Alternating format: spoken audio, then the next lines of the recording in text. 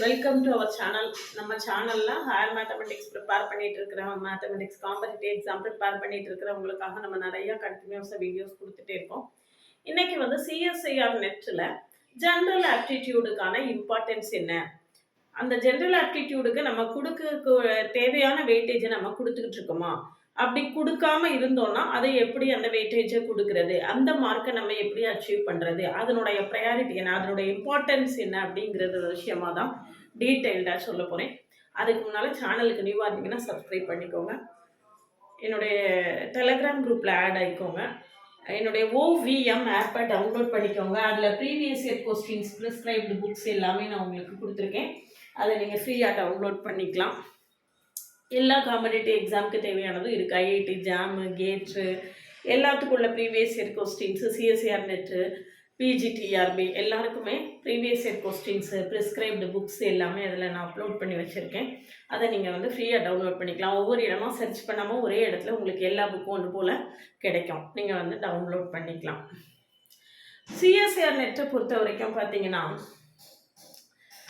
ரொம்ப கஷ்டமாக எல்லாரும் ஜஸ்ட்டு ஒரு 70 மார்க் 80 மார்க் வருது, பாஸ் ஆகலை, அந்த பார்டரில் வந்து நின்றது பாஸ் ஆகலை அப்படின்னு சொல்லிட்டு நிறையா வந்து பிரச்சனைகள் இருக்குது. அதில் ரொம்ப ஈஸியாக மார்க் ஸ்கோர் பண்ணக்கூடிய பார்ட் என்ன அப்படின்னு பார்த்தீங்கன்னா ஜென்ரல் ஆப்டிடியூடு. நம்ம எல்லாரும் என்ன பண்ணுறோம் அப்படின்னு கேட்டிங்கன்னா, மேஜர் பார்ட்டில் நிறைய கவனம் கொடுத்து அதுக்காக நிறைய ப்ரிப்பேர் பண்ணி அதுக்காக நிறைய கொஸ்டின் சால்வ் பண்ணி எல்லாமே செய்கிறோம். அதே அளவுக்கு வெயிட்டேஜை ஜென்ரல் ஆப்டிடியூடில் கொடுக்குறோமா அப்படின்னு கேட்டால் இது ஒரு பெரிய கொஸ்டின் மார்க் தான்.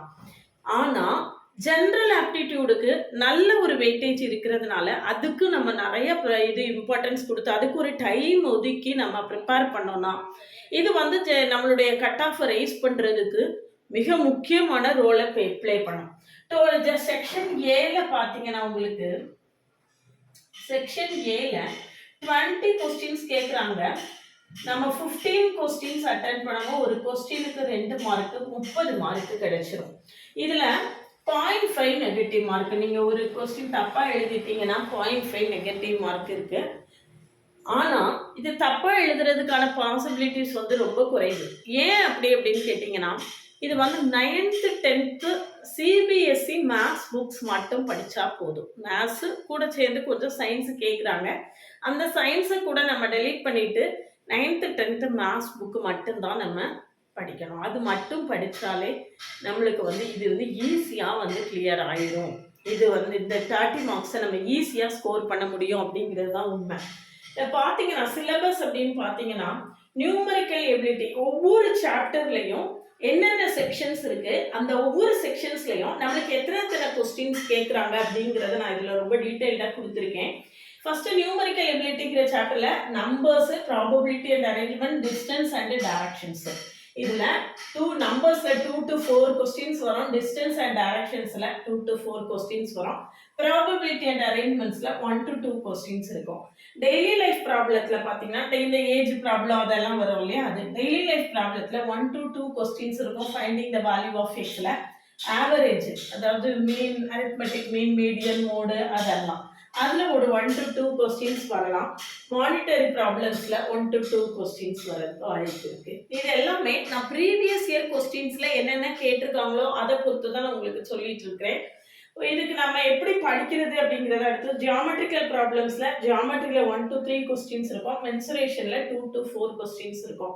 லாஜிக்கல் ரீசனிங்கில் டேட்டா இன்டர்பிரிட்டேஷன் பொறுத்த வரைக்கும் நீங்கள் நான் செல்ஃபாக புக் எடுத்து ப்ரிப்பேர் பண்ணணும்னு கூட கிடையாது. உங்களுடைய காமன் சென்ஸ் எந்த லெவலில் இருக்கோ அதை வச்சே நீங்கள் இந்த கொஸ்டின்ஸ் எல்லாம் ஈஸியாக ஓவர் கம் பண்ணிடலாம். அதில் பை சார்ட்டு, கிராஃப் அப்படி தான் கொடுத்துருப்பாங்க. அந்த டேட்டாவை வச்சு கேட்கக்கூடிய கொஸ்டின்ஸை தான் நம்ம அட்டென்ட் பண்ணுற மாதிரி இருக்கும். அதனால் டேட்டா இன்டர்பிரிட்டேஷன் யாருனாலுமே ஈஸியாக பண்ணிடலாம். அடுத்தது அப்சர்வேஷனல் எபிலிட்டி வந்து 2 to 3 கொஸ்டின்ஸ் வரும். லாஜிக்கல் பசில்ஸ் ஒரு கொஸ்டின்ஸ் வரும். டிபிக்கல் ப்ராப்ளம்ஸ், கேலண்டர் ப்ராப்ளம்ஸ் ஒரு கொஸ்டின்ஸ் இருக்கும். கிளாக் ப்ராப்ளம் ஒரு கொஸ்டின் இருக்கும். மூவிங் லோக்கோமோட்டிவ் ப்ராப்ளம்ஸ் ஒரு கொஸ்டின் இருக்கும். சீரீஸ் ஃபார்மேஷன் ரொம்ப முக்கியம். அதில் 2 to 4 கொஸ்டின்ஸ் நம்மளுக்கு கேட்குறாங்க.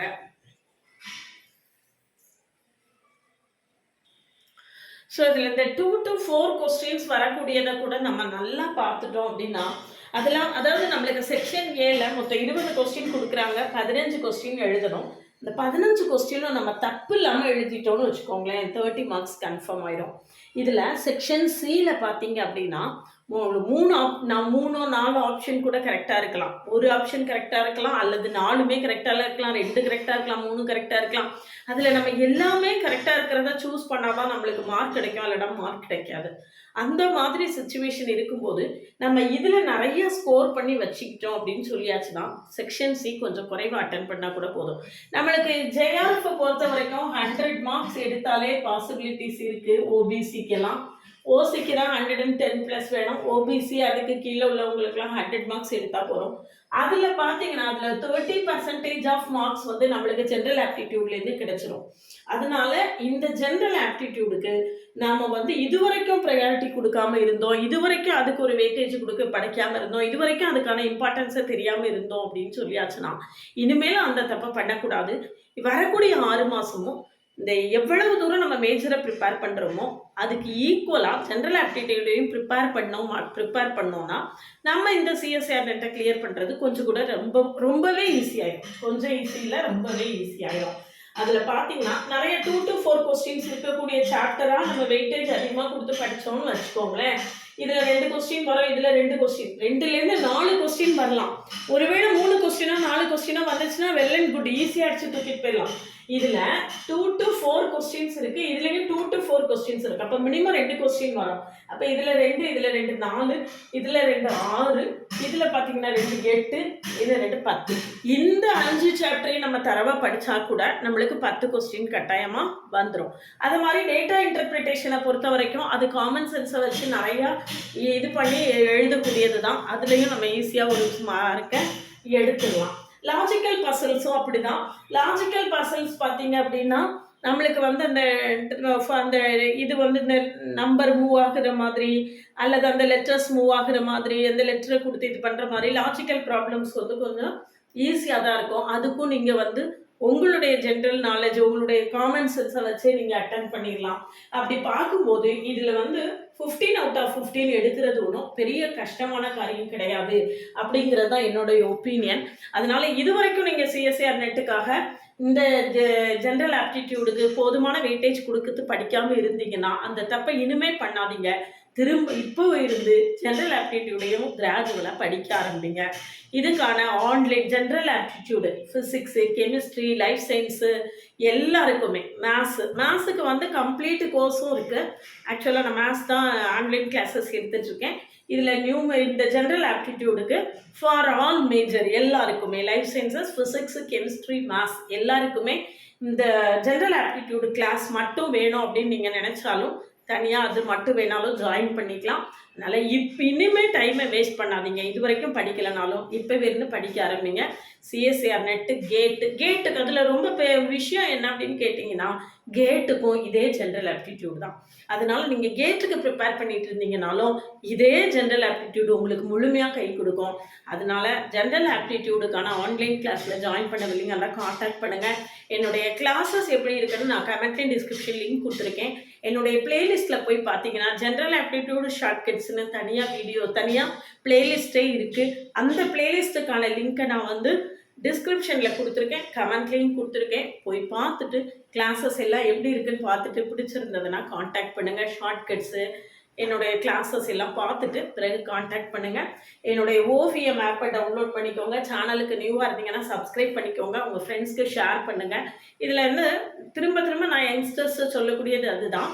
நீங்கள் வந்து இப்போ தான் பிஜி படிச்சுட்ருக்கீங்க அல்லது பிஜி இப்போ தான் முடிச்சிருக்கீங்க அப்படின்னு சொல்லியாச்சுன்னா நீங்கள் உங்கள் ஃப்ரெண்ட்ஸோட சேர்ந்து கம்பைண்டாக ஜாயின் பண்ணிங்கன்னா நீங்கள் உங்கள் இருக்கிற இடத்துல ஒருவேளை இது ஆன்லைன் கிளாஸாக இருந்தால் கூட நீங்கள் ஃப்ரெண்ட்ஸாக சேர்ந்து ஜாயின் பண்ணும்போது ஒரு ஜாயின்ட் ஸ்டடி, கம்பைன் ஸ்டடி போடும்போது இன்னும் கொஞ்சம் கூட எஃபெக்டிவாக இருக்கும்.